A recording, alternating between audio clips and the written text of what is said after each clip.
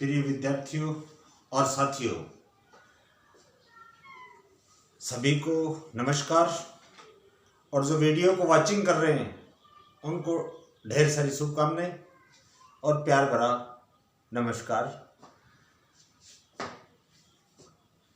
आज अपन मछलियों का फिशेज का एक वर्ग का अध्ययन करने जा रहे हैं। उपास्तिल मछलियों का, जिनका अंतःकंकाल उपास्तिल होता है, उस प्रकार के वर्ग का अध्ययन करने जा रहे हैं, दैट इज कॉन्टेक्थीज। कॉन्टेक्थीज शब्द की उत्पत्ति कैसे हुई? कॉन्ड्रोज मीन्स कार्टिलेज। पहले भी बताया मैंने, कॉन्ड्रोज नामक कॉन्ड्रिन प्रोटीन होती है और वो प्रोटीन लचीली होती है, प्रोटीन की बनी हुई है और वो प्रोटीन लचीली है, इसलिए इनका अंतःकंकाल लचीला होगा। और इक्थिस मीन्स फिश, ऐसी मछलियां जिनका एंडोस्केलेटन लचीला होता है, दे आर नॉन एज कॉन्टेक्थीज। According to Storer and Usinger in 1959, this class is divisible into two subclasses. Storer और यूसेंजर नाम के प्रसिद्ध टैक्सोनॉमिस्ट ने इस वर्ग को दो उपवर्गों में वर्गीकृत किया। वो दो सब क्लासेस कौन सी हैं? सब क्लास फर्स्ट इज सेलाची और सेकंड इज होलोसेफेलाई। दोनों का डेरिवेशन देखेंगे कि ये शब्द डेराइव कैसे हुआ, इन दोनों सब क्लासेज का नामकरण कैसे पड़ा। Greek word selachos means shark. इसमें पाए जाने वाली मछलियां सभी शार्क मछलियां होती हैं। होलोसेफेलाई ग्रीक वर्ड दो से बना हुआ है, यानी it is made up of two Greek words.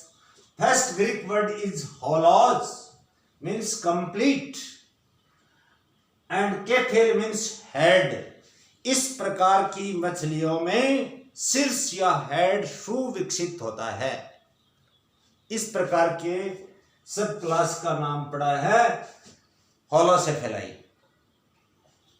होलोसेफेलाई important है, बहुत इंपॉर्टेंट है। सभी प्रकार की कॉम्पिटिटिव एग्जाम में, चाहे वो कॉलेज असिस्टेंट प्रोफेसर की हो, फर्स्ट ग्रेड की हो, सेकंड ग्रेड की हो, या पास कोर्स की हो, इंटीग्रेटेड कोर्स की हो, सभी के लिए अपने आप में इंपॉर्टेंट है, क्योंकि इनको आगे आने वाले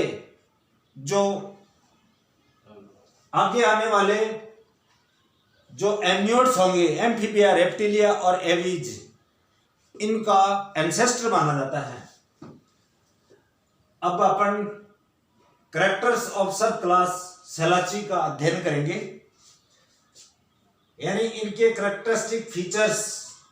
मैंने 7 लक्षणों का चयन किया है, जिसमें पहला लेटरली कंप्रेस्ड फिशेज। पार्श्वों से ये संपीड़ित मछलियां होती हैं। पार्श्वों से संपीड़ित होने के कारण से ये चपटी हो जाती हैं। Found in surface of sea water and fast swimmers. समुद्री जल में पाई जाती है, लेकिन समुद्र के जल के सरफेस के ऊपर बहुत तेजी से ये तैरने वाली मछलियां होती हैं, फास्ट स्विमर्स होती हैं। Third point, gill slits opens laterally, यानी गिल छिद्र पार्श्वों में खुलते हैं। नेजल ओपनिंग पेयर्ड, नासा द्वार या नासा छिद्र एक जोड़ी होते हैं, यानी 2 होते हैं। आगे 5वां पॉइंट देखिए, many rose of pointed teeth on jaws. जबड़ों के ऊपर दांतों की कई पंक्तियां पाई जाती हैं और ये भोजन को छोटे छोटे कणों में तोड़ने में मदद करते हैं। पीस देते हैं। नेक्स्ट, वन स्पाइरेकल श्वास रंध्र, एक श्वास रंध्र प्रेजेंट बिहाइंड ईच आईज, प्रत्येक नेत्र के पीछे एक एक श्वास रंध्र या स्पाइरेकल पाया जाता है। Seventh and last point, cloaca present होगा, यानी anus plus urinogenital aperture equal to cloaca, ये इनमें उपस्थित होगा। इस सब क्लास को दो ऑर्डर में डिवाइड किया गया है। This subclass is divisible into 2 orders. Order first pleurotremata, order second hypotremata. Pleurotremata और हाइपोट्रिमेटा शब्दों का डेरिवेशन यानी व्युत्पत्ति कैसे हुई, देखिए इसका पहला लक्षण यही मिलेगा। ग्रीक वर्ड प्लूरोट्रिमेटा में ग्रीक वर्ड प्लूरा का मतलब है प्लूरल यानी पार्श्व, ट्रीमा का मतलब होता है छिद्र या ओपनिंग, और तीसरा ग्रीक वर्ड है एटा का मतलब होता है ग्रुप ऑफ एनिमल्स। कहीं भी सफिक्स के रूप में अगर एटा आता है तो उसका अर्थ होगा जंतुओं का समूह, यानी जंतुओं का ऐसा समूह जिसमें छिद्र पार्श्व सतह पर खुलते हैं, उस प्रकार के गण को, ऑर्डर को प्लूरोट्रिमेटा कहते हैं। Next, hypotremata word is also made up of 3 Greek words. Greek word hypo या हाइपोस मीन्स बिलो, नीचे। ट्रीमा का मतलब है ओपनिंग यानी छिद्र। एटा का मतलब है ग्रुप ऑफ एनिमल्स। अब अर्थ देखिए, जंतुओं का ऐसा समूह जिसमें छिद्र शरीर की अधर सतह पे खुलते हैं, नीचे की ओर खुलते हैं, इसका मतलब वेंट्रल सरफेस की ओर खुलते हैं, इस प्रकार के गण का नाम पड़ा है हाइपोट्रिमेटा। अब अपन कंपैरेटिव, दोनों की कंपैरेटिव स्टडी करेंगे, दोनों गणों की स्टडी करेंगे, तुलनात्मक रूप से अध्ययन करेंगे दोनों ऑर्डर्स का। इधर ले लिया प्लूरोट्रिमेटा ऑर्डर, इधर ले लिया हाइपोट्रिमेटा ऑर्डर। इनमें देखिए बॉडी स्पिंडल लाइक, तक्वाकार, दोनों सिरों से नुकीली, इस प्रकार की शरीर या बॉडी को स्पिंडल शेप नाम दिया जाता है। इसमें कैसी होती है हाइपोट्रिमेटा में, डोर्सो वेंट्रली फ्लैटेंड, पृष्ठ आधारीय रूप से चपटी मछलियां। सेकंड पॉइंट, ये पॉइंट सेकंड पॉइंट जो है वो इन गणों का जो नोमेनक्लेचर हुआ वो दर्शा रहा है, ध्यान देना। 5 to 7 पेयर गिल स्लिट्स, 5 से 7 जोड़ी गिल छिद्र पाए जाते हैं, लेकिन इन पोजीशन कहां पाए जाते हैं, स्थिति के आधार पे लेटरली। प्लूरा का मतलब लेटरल बताया था, प्लूरल या लेटरल एक ही, दोनों का एक ही अर्थ है।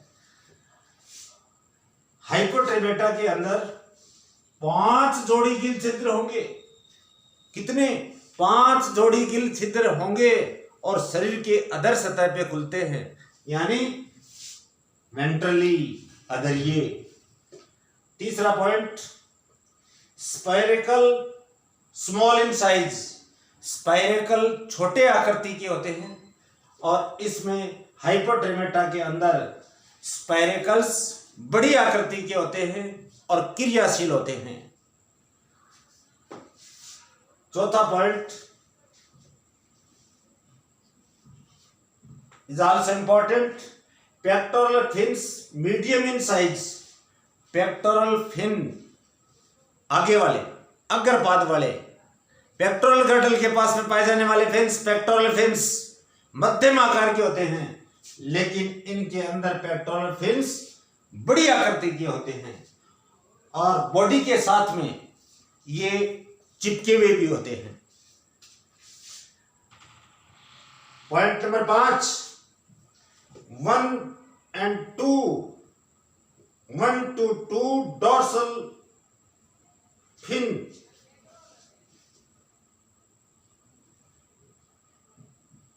या fins found on the body, 1 से 2 तक के पृष्ठीय पक्ष या डॉर्सल फिन पाए जाते हैं, जबकि हाइपोट्रिमेटा के अंदर एक डॉर्सल फिन पाया जाता है। 1 dorsal fin found on tail कहां पाया जाता है? उसमें प्लेरोट्रिमेटा के अंदर तो 1 से 2 डॉर्सल फिन बॉडी के ऊपर पाए जाते हैं और इनमें एक डॉर्सल फिन टेल के ऊपर पाया जाता है। 6th, it includes shark and dog fishes, इनमें पाए जाने वाली शार्क और डॉग फिशेज मछलियां कहलाती हैं। हाइपोट्रिमेटा में पाई जाने वाली मछलियां रेड और स्केट्स फिशेज कहलाती हैं। उदाहरण के रूप में प्लेरोट्रिमेटा के अंदर स्कोलियोडोन जिसका कॉमन नेम है डॉग फिश, जाइगिना या स्पिरना जिसका कॉमन नेम है हैमर हेडेड फिश यानी हथौड़ा मछली इत्यादि एटसेट्रा। हाइपोट्रिमेटा के उदाहरण है राजा या स्केट, टॉर्पिडो या इलेक्ट्रिक रे फिश, विद्युत मछली, प्रिस्टिस इंपॉर्टेंट मछली है ये, 100 फिश होती है। रोस्ट्रम आगे की तरफ बढ़ जाते हैं, 25 से 30 इसके ऊपर कांटे पाए जाते हैं, स्पाइक्स पाए जाते हैं, स्पाइन्स पाए जाते हैं जो भोजन को काटने में सहायता करते हैं, शत्रु को पकड़ने में, मारने में, काटने में सहायता करते हैं, इसलिए इनको आरा मछली कहा जाता है। माय डियर फ्रेंड्स, दोनों ऑर्डर में तुलनात्मक रूप से अध्ययन अपन ने किया है, समझ में आ गया होगा। अब अपन चलेंगे सेकंड सब क्लास होलोसेफेलाई। होलोसेफेलाई, यहां देखिए Greek word holos means complete, kephale means head, पहला पॉइंट यही आ रहा है, यानी हेड कंप्लीट होता है, यानी हेड वेल डेवलप्ड, सुविकसित होता है।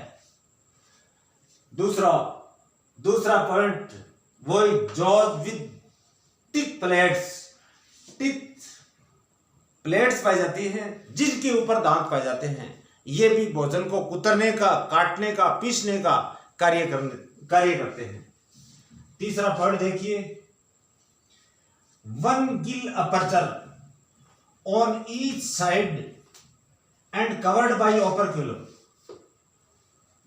इस प्रकार की मछलियों में, कॉन्ट्रैक्टिस मछलियों में ओपर्क्यूलम नहीं पाया जाता, लेकिन यहां क्या बता रहा है ये कि एक गिल छिद्र ही होता है, दोनों पार्श्वों में एक एक गिल छिद्र होते हैं और वो गिल छिद्र एक एक जो हैं वो भी ओपर्क्यूलम के द्वारा ढके हुए होते हैं। इसका मतलब इसके आगे ऑस्ट्रक्थीज आएंगी, अस्थिल मछलियां आएंगी, इसका मतलब ये उनके पूर्वज रहे होंगे।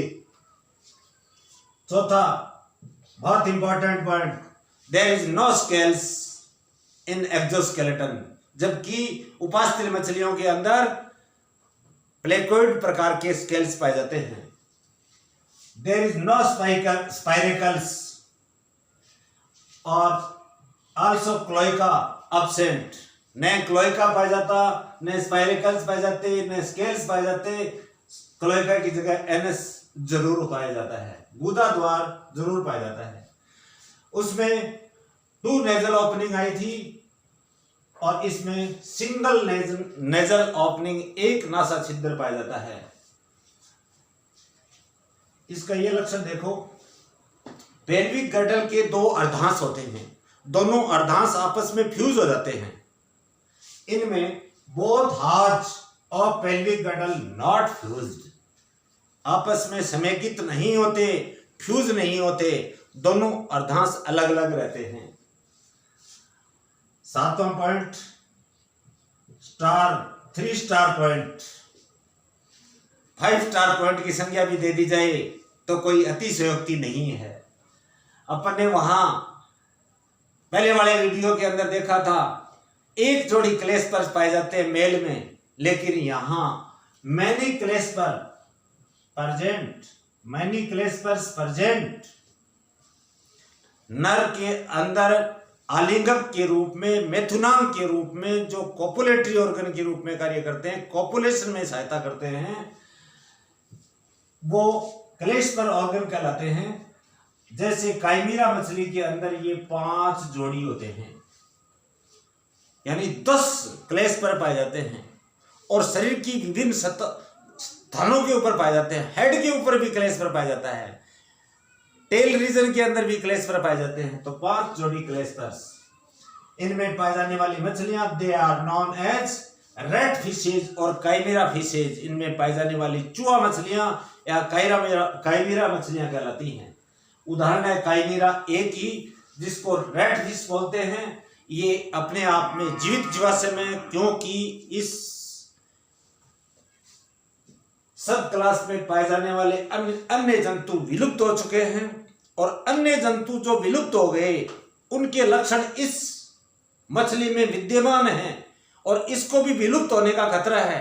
Due to this reason such type of the fish is known as living fossil. इसलिए लिविंग फॉसिल यानी इसलिए इस प्रकार की मछली को अपन जीवित जीवाश्म मछली भी कह सकते हैं।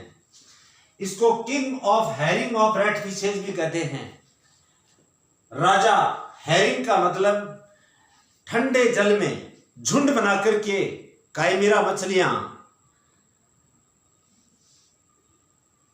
उपस्थित रहती हैं, तैरती हैं, और ये भोज्य पदार्थ बहुत अच्छे भोजन के रूप में भी इनको काम में लिया जाता है। लेकिन ठंडे जल के अंदर, समुद्र के ठंडे जल में समूह बनाकर के रहने वाली मछलियां हैरिंग फिशेज कहलाती हैं, और इनको घोस्ट शार्क भी कहा जाता है, यानी प्रेत शार्क भी कहा जाता है। मेरी समझ में आपकी जो टॉपिक बताया गया ये समझ में आ गया होगा। जुड़े रहिए, आपको टोटल कोर्डेटा की वीडियो मिलते रहेंगे। धन्यवाद।